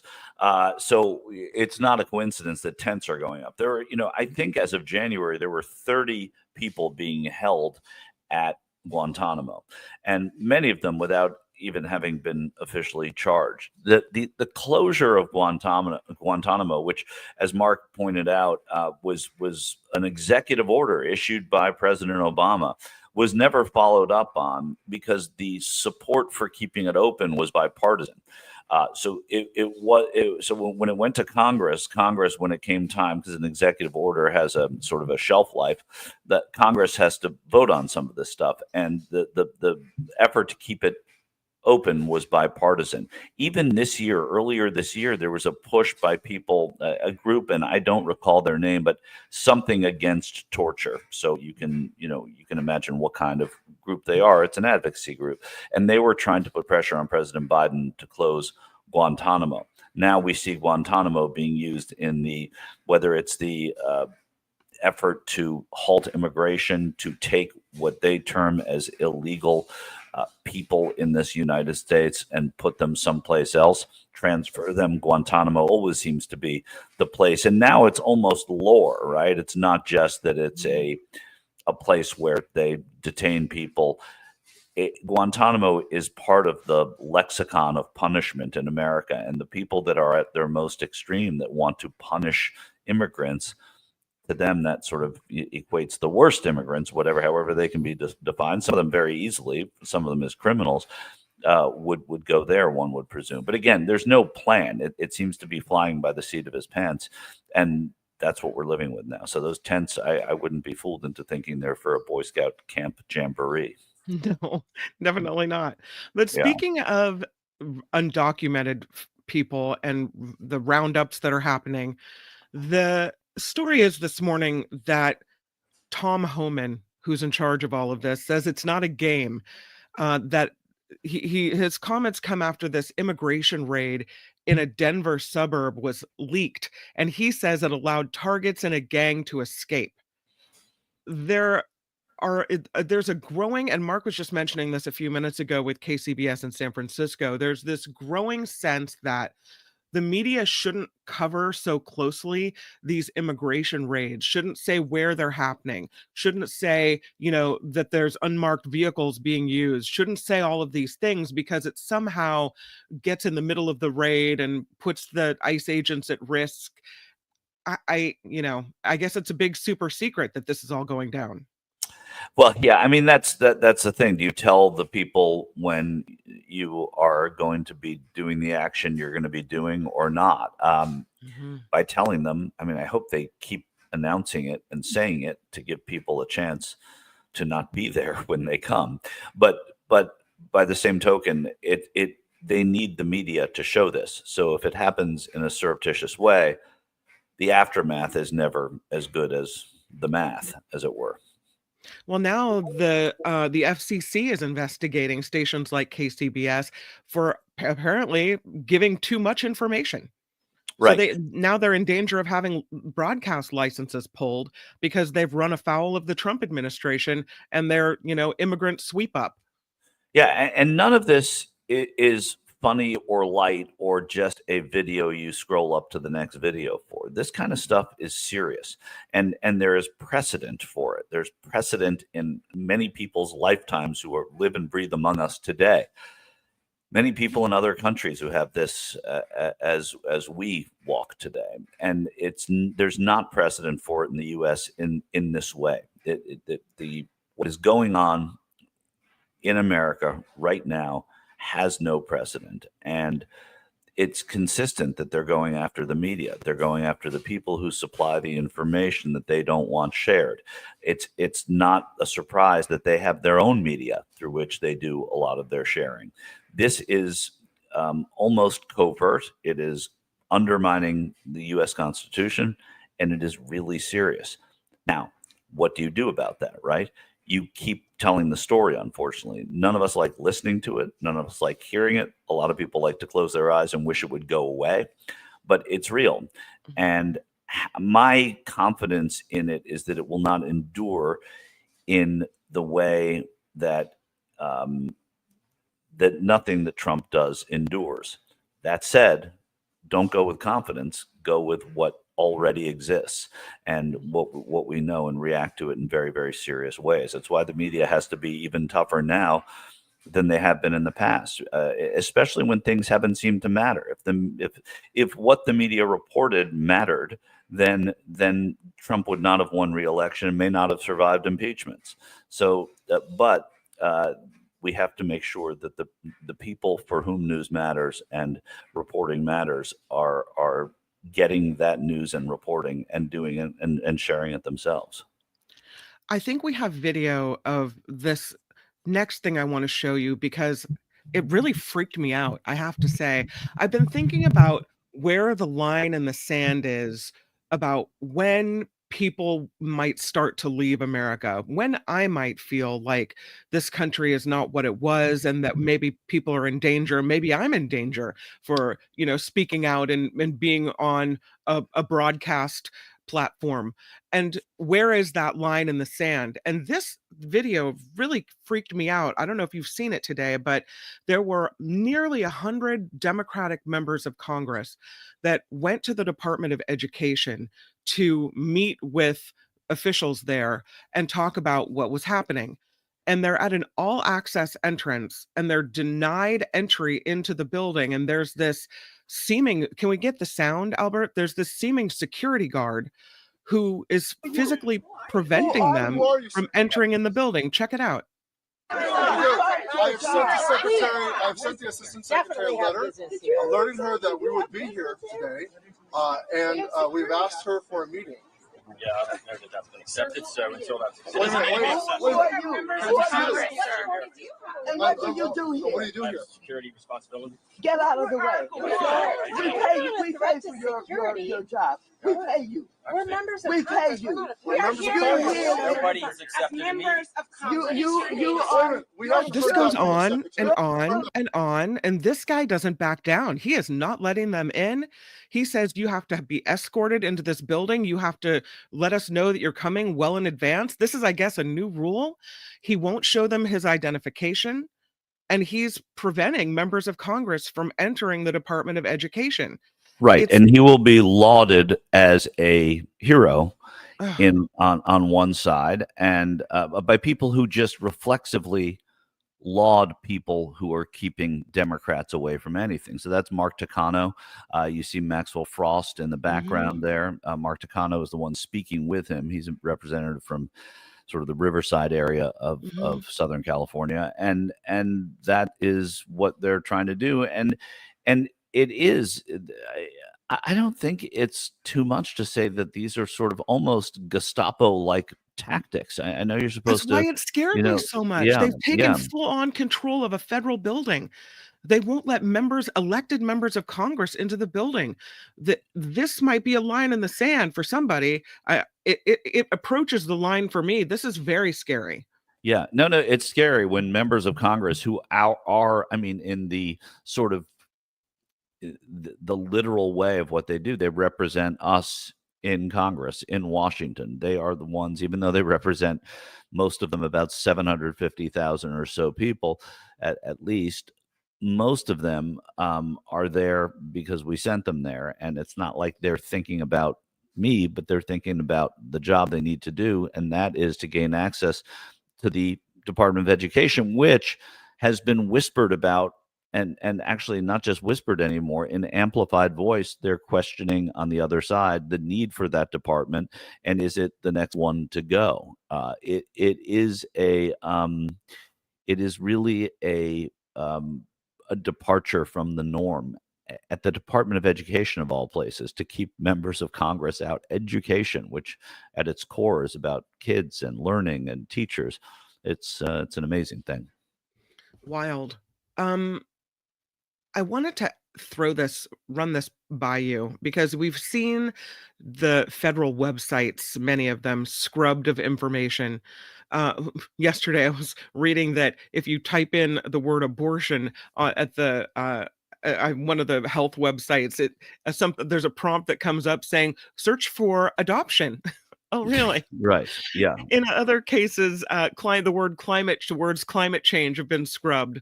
And so we're getting this lack of information. And at the same time, I saw this story. This came out of The Guardian. And it's a story about FEMA workers who are in Los Angeles responding to the wildfires, reportedly being told to say the word alien instead of immigrant. Yeah. And I think it's all part of their message. They want federal workers to adopt the way that they want things said. They want to control the message on the federal websites. And if you control the message, then you're really that's power. That's, kind of controlling what we think and how we say it and how we approach everything. Yeah, it's true. I mean, they're what they're good at, and what you have to give them credit for, because you have to learn how to beat it, is they're good at taking that message and having it resonate with the people they want to resonate with. So when they say alien, or they even say illegal, right? They are doing it with a purpose, and that is to generate the hatred of these people. That is what got them elected in many cases. So I think that, I mean, it doesn't take a genius, and I'm certainly not pretending to be that, but I think that there is a real political value to doing that, and to getting people to say, yeah, of course, they're aliens, they're illegal aliens, and go back to that again. Yeah. And it serves their purpose, but it has to be fought, right? And it doesn't have to be fought in the moment, but there has to be a plan. And again, we're just a few weeks into an administration where even as citizens, we're trying to figure out how to deal with what's going on in Washington right now. So I think elected officials, the opposition is entitled to a little time to plan. The attack is on all fronts, and it takes a lot to do that. I think, we had Pam Harwitz on this show a little while ago, and she said, don't agonize, organize. Well, it takes a second to organize. And I think that there has to be that organization. I think they know it too. I think the pressure on Democrats right now is enormous. I was with 2 members of Congress in Los Angeles last week that were out here for a conference on artificial intelligence. And I talked to some of them, and they said the hardest thing we have to do right now is convince people that we are taking this very seriously, without doing action immediately. First of all, they are in the minority in both houses of Congress. These are executive orders. The courts are doing their job very well at the lower court level, and we'll see what happens when it gets to higher courts. But they said, we are focused on dealing with this because we lose, and we lose our jobs, and we lose our country if we don't take this seriously. But so I think that they're working on figuring all of this out, which is cold comfort to a lot of people. But it has only been a couple of weeks, and I think that any kind of unified opposition to this, rather than in haphazard ways, is best done in an organized way. Speaking of people losing their jobs, this whole federal buyout situation, we've got a judge now delaying the buyout offers that they've been making to federal employees, ordering the deadline for workers to be to make their decision on this deferred resignation situation to at least Monday now. The original deadline was end of day Thursday, and the thinking is that this pause allows arguments over the offer at a hearing set for next week. But meanwhile, as Mark was mentioning earlier, it's chaos, and you have the higher ups in these agencies being pressured to send out these messages that are threatening employees, telling them they'll be replaced by AI, they're going to have nothing, they take the money now and get out. It's scary for people. Their livelihoods are being threatened. Meanwhile, they don't know if the offer is even legit because it might be illegal. And so if you sign up for the offer, are you really going to get the money? And Right. Musk has already said that he's pushing back against the retirement benefits negotiated for federal workers. So if you think you're going to get your pension, and then you take the deferred resignation, and not only do you not get 8 months of money, but then you don't get your pension either, you're really screwed. So people are having a really rough time knowing what the right move is here. Exactly, and it does go back. I mean, it harkens back to an era that we mentioned before in fascism and Nazi Germany, and the just following orders thing. I was just following orders. And what's interesting is the people at the FBI who were involved in January 6th, reportedly, who were just following orders, to use that turn of phrase, they're the ones that are being retained. They said that even the Trump people are saying, you don't have to worry about it if you were just following orders. So the people that were just following orders are getting a reprieve in what is also a sort of subtle callback to a horrible time. I should also say, when I was talking to you before, Kim, about what these members of Congress told me, it's not just, this isn't going to be won just by Democrats. It's going to be in an appeal to whatever better angels they can find among their Republican colleagues and Republican rank and file. It does become easier, not yet, and I would never predicted that it would yet, but it does become easier to work with a lame duck president in terms of getting people to oppose that person, because these are the people that are going to have a political future when he does not. And it's just too early for that to happen. But there are people in the Senate and in the Congress, very, very few, and certainly none on the record yet, who are aghast at what's going on right now. And that has to be comforting. They were in Trump 1. I spoke to Republican members of the Senate and Congress off the record on background who said, God, I can't believe this is where we are. I can't believe we're doing this. Yet they went on and enabled him. I think the fear of that man will shrink. I think the fear of Musk, even though there's all that money there and the threats of primaries and other candidates, et cetera, I think that will dissipate too. But it's not going to happen yet. It's not going to happen soon. That doesn't happen typically with presidents until really after the midterms. Did you see the picture, the Time magazine picture of Elon Musk sitting behind the Resolute desk? Yeah. I mean, Yeah, you know, crazy. yeah, that is, to me, I mean, that says all you need to know.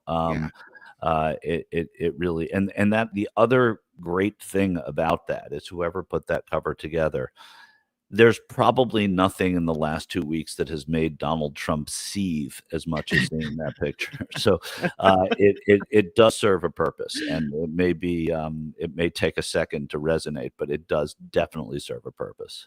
And Ren writes, thank you for the $10 contribution to the show, Ren. Why does Musk get to fire people? Is he everyone's boss? She says no. No, but money is the boss in Washington right now with the people that are there. You have billionaires in the cabinet. You have a billionaire who has a non-cabinet position who's sort of running the Department of Government Efficiency, which didn't exist before. And you have his threats of primary that are being shared every single time there's disagreement. It is dictatorial at every level, and money dictates so much of our politics right now. It is the poison, and he has the most poison. Yeah, it's really scary. Looking at some of the chats and comments, one person saying the Republicans aren't scared; they're the ones enabling all of this. So yeah, that's true. I have no argument with that at all. I mean, that is absolutely true. They are enabling, they have enabled, and they got this guy to where he is out of fear of their own jobs. Yep. And it continues. It continues with Bill Cassidy supporting Bobby Kennedy for Health and Human Services because he's afraid of a primary in Louisiana next year where a Republican will certainly win that race. But Bill Cassidy is a doctor, and Bill Cassidy should know better and doesn't, because they like the power. And there's nothing that you can do in the human nature side of it. There are very few of them in Washington that do things while knowing they're going to risk their power. I got to say that the more you see the cowards in Congress, the spineless people who refuse to stand up to Trump, the greater appreciation it gives me for someone like Gerald Ford, who knew that pardoning Nixon would heal the country, whether you agreed with the pardon at the time or not. And most people I know didn't at the time, but he knew that it would cost him the election. He knew that he wouldn't win re-election as president by doing that. And that's the most glaring example of somebody who doesn't care about the job as much as the country. Now, you may disagree with what he did about the country, but he says that he did it. And the people around him who bore witness to the character of Jerry Ford said that he did it for that reason. And he knew that it would be a death wish on his presidency. And it was. I mean, he was, a largely ineffective president, and he lost to Jimmy Carter, who came out of nowhere. So, and I think Jimmy Carter maintained a friendship with him based on the courage he showed in doing that as well. There's a meeting that happened today between Trump and the leader of Japan, Prime Minister Ishiba. They held a joint news conference at the White House, and Trump said that Japan is now committed to increasing defense spending by 2027. And I guess that means he talked him into buying a bunch of American weaponry. Yeah, exactly. I mean, it's strong arming, which, by the way, Trump didn't invent strong arming from an American president. I mean, it's been done for a very long time even with our allies like that. But I, in the context of what we're living through right now in this country, all of it seems important, and all of it seems to matter much more so than does, or than would have appeared to previous to this. So, and look, I'm looking at it's the first I've seen of the Trump White House, of the Oval Office since he's got McKinley up on the upper left there, and then the other presidents he's heard of. So,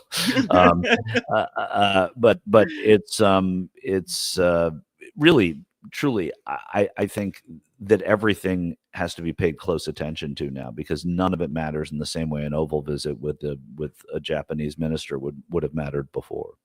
I'm noticing that stories that before would have taken front and center, would have been my lead, are now shuffled to the bottom of a newscast because of the most outrageous things happening. Like the things that used to be important, we don't even have time for that anymore because of the craziness. And I haven't been on the air with you since the whole Mara Gaza situation, and we're going to relocate 2 million Palestinians permanently and take over the Gaza area.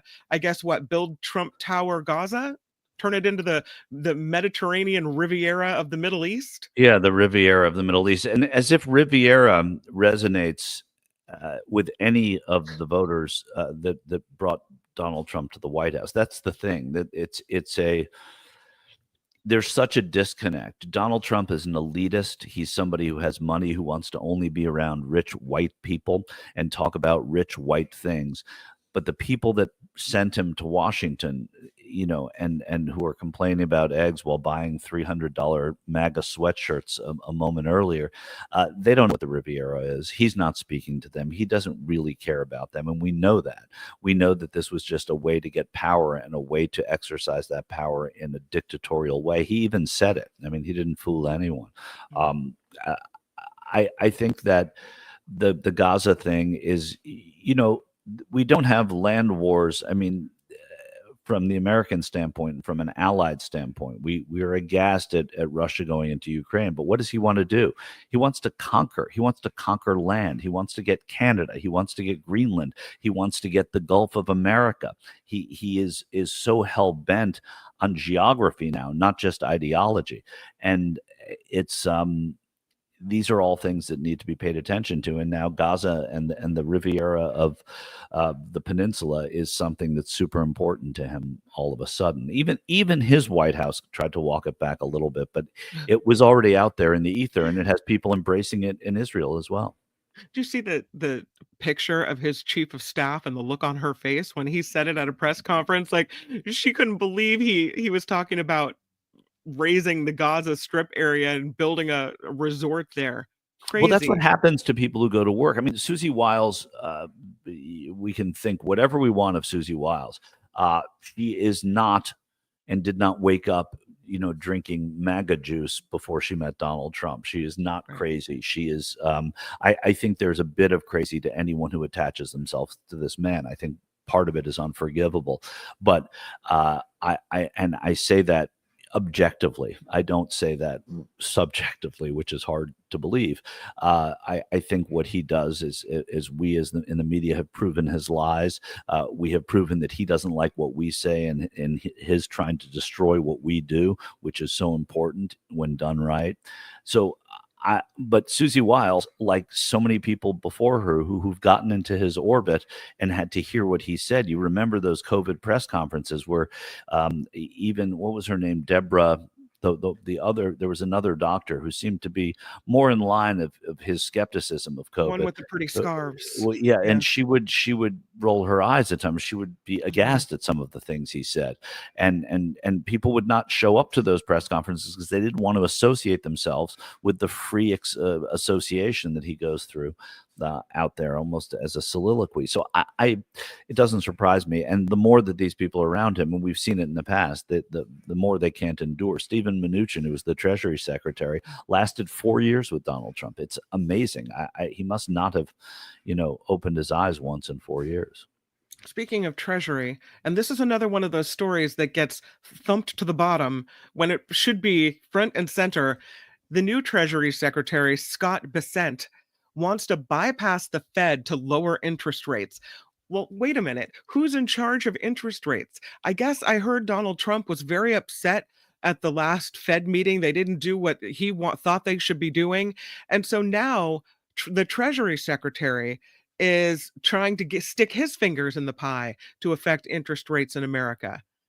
Yeah, exactly. I mean, that's the thing. This is more of the dictatorial approach to politics. Let's go through the normal constructs, ineffective, inefficient sometimes, broken, in need of attention. Not all of them, some of them extraordinary, but let's go around them in order to do whatever it is we want to do, as if they had a mandate, which they did not.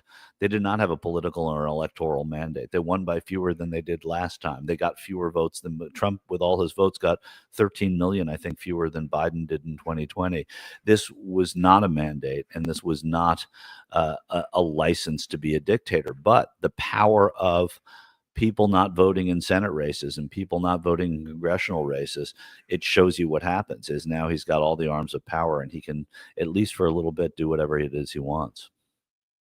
Are there any stories? I asked you this last week. Any stories that stuck out to you this week that I didn't present to you? And I know last week you were talking about keeping your eye on Democratic leadership and what type of resistance that they were mounting. Have you seen any movement in that regard? No, I mean, I think they kept votes open and they kept the floor open, the Democrats. All ceremonial stuff. They can't do much more. I mean, I don't think we can be frustrated, but we can't say that there's anything that they're not doing that they ought to be doing yet, because they just don't have the power. The way the rules of the Senate work, you can only do so much. But I think delaying as much as they can, because what delaying does is it gets people who are just passive about this stuff to pay a little bit of attention and see what's going on. And then when you have a fighter in the fight, then you can get, you can become a little more interested. But no, I think that the story is that they're actually seeming to stick together. John Fetterman of Pennsylvania seems to be a little bit off on his own, as he tends to be, which is okay. I mean, there have been senators who've been off on their own.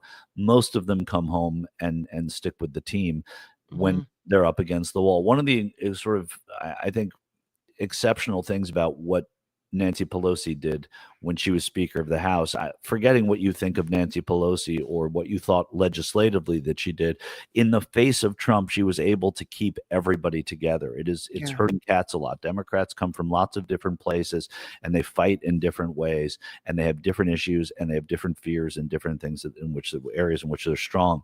And she was able to do that. If the leadership in the House and Senate is able to do that, even if it means invoking God a little more than they're comfortable doing, I think that will help in whatever mounted and organized fight against can be. But you should keep your expectations low, not because of the people involved, but because of the numbers and the rules. Time for Michael Shure's 48 seconds of sports. And I saw that we have a comment from Luis who says, Michael, are the Rangers in danger of being shipped to Guantanamo for their crimes against hockey? There are only 3 points north of the basement.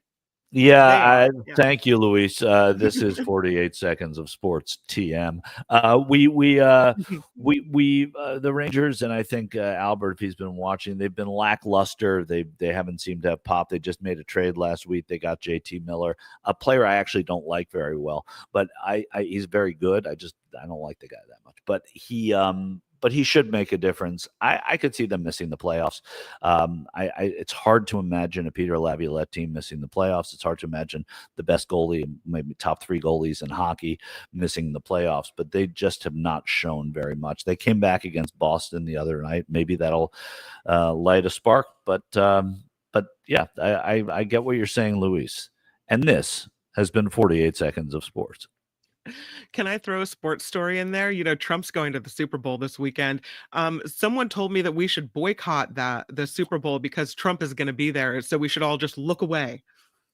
Yeah, I don't know. Like, how you're going to tell football fans or Chiefs and Eagles fans not to watch the Super Bowl because of Trump? I think that you can turn it off when he's introduced, because people at the Super Bowl who paid amazing amounts of money for tickets are likely going to be the people that stand up and cheer for the commander in chief. And that's kind of not what we what we are hoping to see. But yeah, look, if you really love football, just because he's there are ways to avoid seeing him. But watch the game. It's the end of football season, and then you don't get it again until August. He's going to be on the TV later, and he's going to be appearing in lots of places. He's the president, and unfortunately, you just have to kind of bite your tongue. You don't have to bite your tongue. You can just. But I would proceed and watch football, because most of that game is a distraction from everything else he's doing. Absolutely. Michael Shure, thank you for coming by the show and hanging out with me. All right. Thanks, guys. Love being here. Thanks to everyone in the comments. Talk to you later. All right. Great weekend. Bye. Right. Michael Shure, everybody. The Mark Thompson Show. Let's take a little break, and we'll come back with the culture blaster, Michael Snyder, who will tell us all about the movies in the theaters, the best streaming options as well. That is coming up next on The Mark Thompson Show.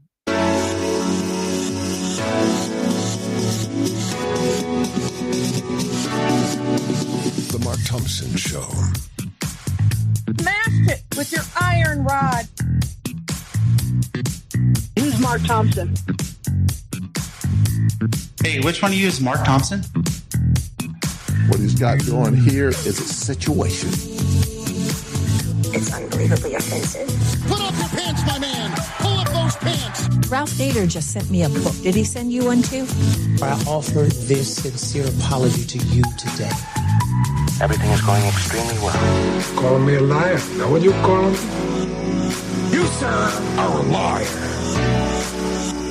You are a cover-up artist, and you are a liar. Liar, your pants are on fire!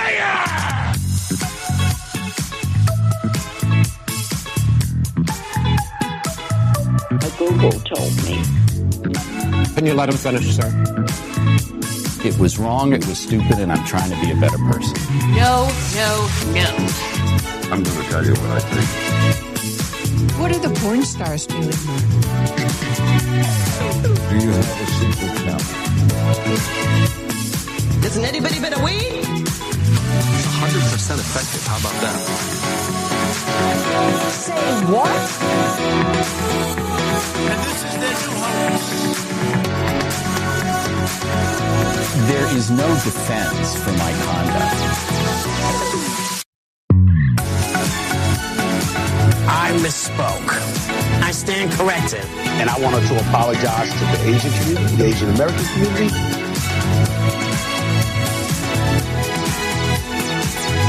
Time's up, mother effers.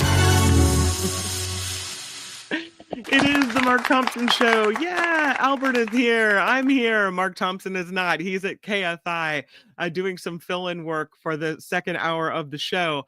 But I do want to tell you that Fridays, we have a great sponsor, and it's all about wine, baby. Tenuta Vineyards in Livermore. And something really exciting is happening out at Tenuta. It's my favorite time of year where you can buy futures. What is that? Well, it means that the wine is still in the barrel, and we don't know exactly what it's going to taste like, but you can go out there and taste the beginning of the process. And if you like it now, you're going to love it later. And sometimes it's just, you already know you've had the wine from the vineyard where the wine has been pulled. And so you can kind of figure out what it's going to taste like down the line. You get a great discount if you buy futures. And that is what they are doing at Tenuta right now. We have video of Rich out at Tenuta Vineyards, and here it is. Mark Thompson, Kim, Albert, and the Mark Thompson listeners, the month of February, we're selling futures. Futures means you get to taste wine right from the barrel, hasn't been bottled yet. If you like what you taste, you can put in a pre-order and get a substantial discount, and you have something to look forward to later in the year, when this summer, when they're released. So we're doing the 2024, the new, hey, which one of you is Mark Thompson's Pinot Grigio? And our estate, which is estate grown here. And then right there, that's our Tempranillo port. So we're coming out with our first ever estate grown Tempranillo port. So stop by the tasting room if you can, if you live local, to taste these delicious wines, and then you'll have something to look forward to when they're released in the summertime. I do call people in my Darth Vader voice which I'm not going to do very good justice right now because I lost my voice the other night, went to a concert. Anyways, that's probably a little bit of an overshare. But we hope to see you guys out here. We love Mark Thompson, Kim, Albert, the whole crew, and we love our Mark Thompson listeners. And don't forget about that discount. So you got to do the little phrase, which you guys all know, smash it with your iron rod. My voice is shot. Anyways, thanks for all your support, you guys. We'll see you out here at Tenuta. Let me know if I can ship any wines to you. Rich and Nancy are awesome. 925-699-4576. That's the phone number to call, or rich@tenutavineyard.com.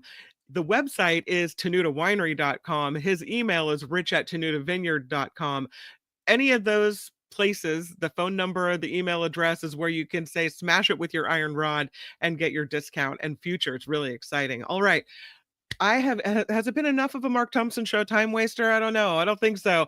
I am going now to the Culture Blaster. He comes and he goes on a rainbow. There it is. Snyder, everybody. Hi, Michael Snyder. Welcome to the Mark Thompson show. Well, howdy. Hi, Kim. Hi, Albert. I know Mark is elsewhere, but we always love dropping in on a Friday, and regards to the entire MTS community. And may I be the first to wish you and yours a happy Super Bowl Sunday. It is America's most important and beloved holiday. Christmas, Easter, Thanksgiving, Independence Day, and even Arbor Day pale next to the chip and dip fueled TV commercial strangled madness that is the Super Bowl and its countless parties across our great and troubled land. Get ready to OD on guacamole and cheap beer.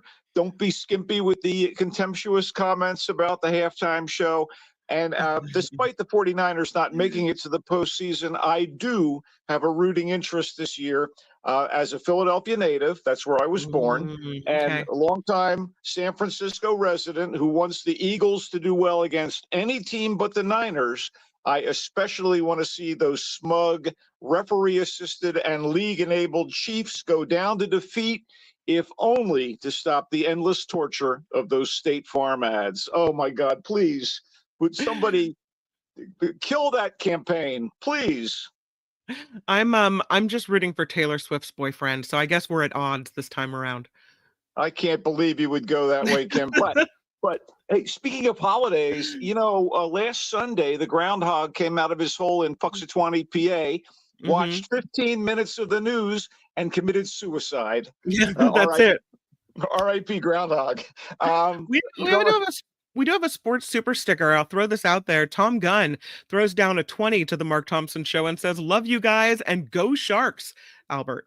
So yeah, I'm a Flyers fan. It's the only team where the Philadelphia franchise trumps, pardon the expression, the Bay Area franchise. You know, Kim, as long as I'm talking holidays, next Friday is Valentine's Day, and Hollywood, in its wisdom and craven need to take advantage of any sales tool available, has delivered a couple of movies this weekend that are geared to the annual celebration of love and romance, although neither film trades in what we would call sweetness and light. But shall we delve in? Let's do so.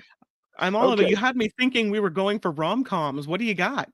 Well, I have to say my attention was piqued when I heard, quote, Academy Award winner Ke Huy Quan and Academy Award winner Ariana DeBose together for the first time in a Valentine's Day action comedy called Love Hurts, chock full of wild gags, martial arts, and star-crossed romance. I mean, that was a serious bait and switch. To be fair, Love Hurts, which concerns Marvin Gable, an earnest real estate agent with a secret past and an unrequited love for Rose, a shady, badass bitch on the lam, both of whom find themselves being chased by violent thugs with deadly intent on Valentine's Day, has some well-executed slapstick fight scenes that seem straight out of a vintage Jackie Chan flick and are handled with aplomb by director Jojo Eusebio. But neither star, despite their decorations, can sell the idea of a true romantic connection with one another.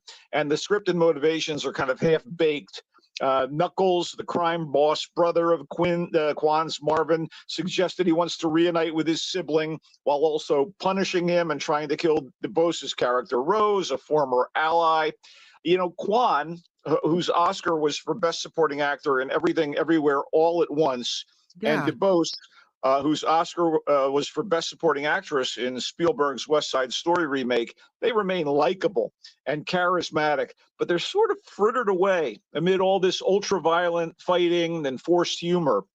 I mean, the supporting cast is shored up by Daniel Wu as the brother, Knuckles, Sean Astin in little more than a cameo as Marvin's kindly good old boy, Boss Man, Rhys Darby in another mini role as one of Knuckles' craven cronies, ex-NFL star running back Marshawn Lynch continuing his movie career here as one of a pair of clumsy hitmen after Marvin, Mustafa Shakir as Roger the Raven, a thug with a gift for poetry. All this sort of sounds fun, right? And I was especially impressed by Leo Tipton as Marvin's coworker Ashley, who falls for the Raven. But the script doesn't fly, despite the efforts of three screenwriters. I guess so much for strength in numbers. Love hurts, and so does the waste of all this talent. Again, this is one of those movies where I'm willing to say, quote, not terrible, end quote. Michael Snyder, The Mark Thompson Show. That is the best I can muster for Love Hurts. It is in theaters. Not a rousing endorsement for Love Hurts. Okay. No, and I mean, I enjoy all the performers. And again, the fight scenes were good. But is that really enough for me to recommend the movie? I don't know. No. Even more tied into Valentine's Day, believe it or not, Heart Eyes is an obvious attempt to launch a new horror franchise with an occasionally disturbing poster. That's awful. Oh, of course. Yeah, I know how it works.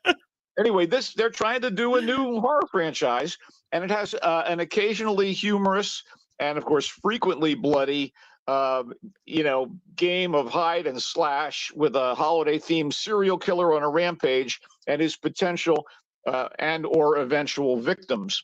So the main couple in Heart Eyes consists of an attractive pair in conflict at the ad agency where they work, but they have an unexpected encounter on Valentine's Day, which leads them to being stalked by a city-by-city Valentine's Day killer that the media has dubbed the Heart Eyes Killer because of the heart-shaped lenses on his full-face mask. I guess there weren't enough hockey masks available at the local costume shop for this particular killer.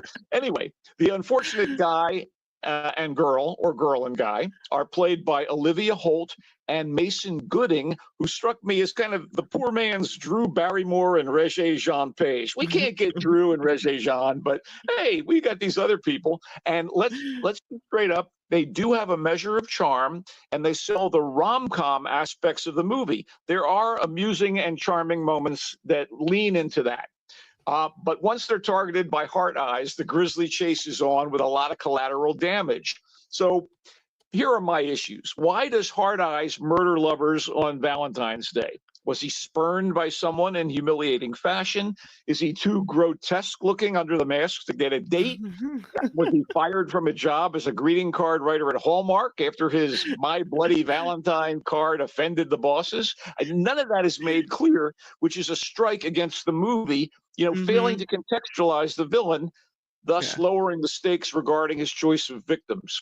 Anyway, Jordana Brewster and Devon Sawa, who have done their share of horror, show up in the cast, as does ex-SNL trooper Michaela Watkins, who plays the obnoxiously demanding boss at the ad agency where the couple works. Heart Eyes does work on its own terms as a slice and dice diversion for those who revel in that sort of thing.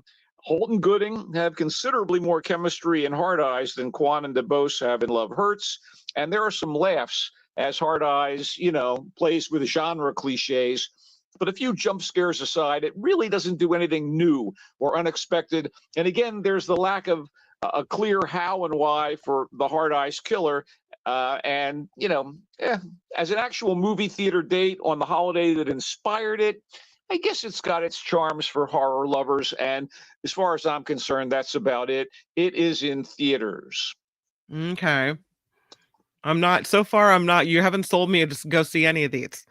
Exactly. And now let's move on to something a little more high-toned and more endorsable. Is that a word? Endorsable? I think so. Yeah, I'll take it. Okay. Parthenopy. I'll even ding you for it. There it is. Okay, good. Parthenopy is dazzling to look at, as is usually the case with the movies made by Italian filmmaker Paolo Sorrentino, who is a co-author and the director of Parthenopy. Essentially, this one is a series of extended vignettes in the life of a bright and beautiful and fictional Italian woman going from her birth on an island estate in the 1950 or so, through her sun-kissed youth in southern Italy, to her adulthood and her golden years as an academic. And we see her romancing and her relationships with family members and with, wannabe boyfriends and lovers and colleagues. The spectacular setting and cinematography, which is a given with Sorrentino, is almost outshined by the gorgeous actress Celeste Dalla Porta, who I've never seen before. And she is a revelation. She plays the title character as a teenager and adult, and she's just, really wonderful on many, many levels. She has a kind of almost Mona Lisa-like enigma at times. You're not always sure where things are coming from, and then she kind of opens up like a flower. Anyway, the strangely episodic nature of the storytelling and the inscrutable reasons behind some of Parthenopy's actions and decisions, those were kind of daunting for me. But I could not tear my eyes away from the screen and Celeste Dalla Porta. Then, in the middle of it all, Gary Oldman turns up as dissolute real-life American author John Cheever, who happens to be one of Parthenopy's literary idols. It's sort of a non sequitur in a way, but, it's Gary Oldman. So Parthenopy is not my favorite of Sorrentino's movies, which would still be The Great Beauty, which is his cinematic love letter to Rome, done in the spirit of Fellini's La Dolce Vita. If you can see The Great Beauty, I encourage you, seek it out. It is literally in my top 30 movies of all time, and there's a lot of movies out there. He's a favorite filmmaker, so I will tentatively recommend Parthenopy for its visual splendor, including the lovely Celeste Dalla Porta, and for Oldman's brief turn, because I am a Gary Oldman completist. I'm sitting here waiting for the next season of Slow Horses, love the guy's work. And again, this is head and shoulders above the previous two films I talked about. It just isn't as good as I hoped it was going to be. Parthenopy is in select theaters. It is in Italian, largely, with the exception of the sequences with Oldman, who does speak English here and there. There are subtitles, and that's that on this movie. Okay. Looks good. Okay. I don't know if I'm going to see this one, but it looks interesting. Well, let's come to a conclusion with the film reviews. And we'll do so with Armand, which is a Norwegian drama. Yeah, we've had to go far afield to find good films this weekend. Armand is a Norwegian drama about the conflicts ignited when Elizabeth, a notorious actress, is requested to show up for a parent-teacher conference at the elementary school where her son is a student. And upon arriving, she sees that the father and mother of her son's friend are there, and fellow classmate. And these mom and dads, they make an accusation that shakes Elizabeth to her core and drives her to uncover the truth behind the allegations. Apparently, Armand, the boy, has done some things that are unconscionable in the minds of the school administrators, the teacher, and of course, this mom and dad of one of Armand's friends. Now, there are some aspects of Armand, the movie, that reminded me of The Teacher's Lounge, which was a 2023 German drama about a teacher investigating a series of thefts at her school. But Armand is its own thing, and it's fueled by a parodian performance by Renata Reinsve, who earned international acclaim as the star of The Worst Person in the World and was just seen opposite Sebastian Stan in A Different Man. And here, Reinsve is serving glamour, angst, and righteous indignation under fire as Elizabeth. And as the movie moves toward its conclusion, more and more things about Elizabeth's character and some unsavory elements of her life and the life of the others involved here begin to come to the surface. And it's strangely structured, but I still found it engaging, powerful, and worth anyone's attention. It's in select theaters right now and opening wider next Friday. It is with English subtitles. So again, you got to do a little reading, but I thought Armand is probably the most fully realized and successful of these 4 films. But again, I love Sorrentino's work so much, it's hard for me to say, don't see Parthenope. So there you go. Take me to the TV. Well, we talked about a couple of animated shows last weekend, and I've got 2 this weekend, too. I don't want to lean on this. I am a big fan of cartoons, animation, superheroes, all that stuff. I will cop to that. But Invincible is an adults-oriented animated series about a superhero, a kid, the son of another superhero who ends up trying to seek his destiny. And season 3 just dropped on Amazon Prime. He's our hero, Invincible, is a teenage boy, but his father was like Superman, and he's trying to live up to the guy and living in his shadow, and then finds out that his father is not really what he seems and might be the advance guard of an invasion from another warlike planet. That was the premise at the very top of season 1. We're on to season 3, and we'll see how Invincible, the boy, his human mom, who, by the way, is voiced by longtime favorite in the Bay Area, Sandra Oh, how he fares. The voice of Invincible is another terrific actor, one I like very much, Stephen Ewan, who's done really amazing work in film and was a member of the original Walking Dead cast. And J.K. Simmons plays Dad, Omni-Man. So you got great voice work. Seth Rogen is on board here as an alien involved in all this foolishness. And we also have Mark Hamill and Walton Goggins. They did not stint on the voice cast. And Invincible is smart, brutal, and again, skewed toward adults. I don't know if it's your cup of tea, but it is on Amazon Prime if you like this sort of thing. We do have something more for the whole family. And in fact, it's one of the most youth-skewing Marvel projects in a long time. It's called Your Friendly Neighborhood Spider-Man, and it's on Disney+. And it's about teenage Peter Parker in high school learning basically how to be Spider-Man. And it changes up a lot of the familiar characters and a little bit of the origin story and his circumstances in the interest of creating kind of an alternate universe version of the character. They do reference things from the Marvel movies, but this is actually meant to be, its own thing, a totally different thing. And I thought so far I've been pretty intrigued by it. I think old time fans, old school people will go, no, that isn't how he got his powers. And wait a minute, those aren't his high school friends. Well, diversity has come into play here. In fact, to the point where Norman Osborn, who's always had kind of kinky hair, and that guy is the industrialist who becomes the supervillain Green Goblin, he's actually black in this particular version of Spider-Man, and he's voiced by no less than the award-winning Coleman Domingo, so good in last year's Sing Sing. I don't care about that stuff. I don't care about that kind of colorblind casting. It works for me in the context of Your Friendly Neighborhood Spider-Man. And let's just wrap up with something very bizarre.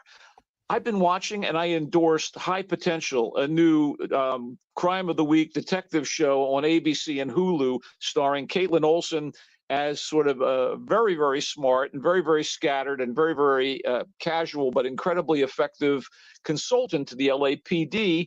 And it's been funny and engaging, and she's kind of quirky and goofy. And I found out that High Potential was actually based on a French TV show called HPI, Haute Potentiel Intellectuel, which is the exact same show, which is now kind of franchising out to other countries. Thus, we got an American version. And the French actress, Audrey Fleurot, who plays Morgane, the same character that Caitlin Olsen plays, is great. She's kind of even better than Caitlin Olsen, who I love in High Potential. But she is absolutely wonderful in Haute Potentiel Intellectuel, HPI. And it is, in fact, already in its 4th short season, all of which I think are available on Hulu. So if you want to do a compare and contrast, because the first few episodes I've watched are basically rewritten into English for the ABC version. Some changes are made, but so are you recommending the English version or the French version, or both? Both, absolutely both. And I really, Audrey Fleurot is, you can say born to play the role. I don't know. She is absolutely great in HPI. Anyway, that'll wrap it up, I guess, Kim, Yeah, that's good. We'll recap it. When talking about movies, you covered Love Hurts. You said it's a waste of talent.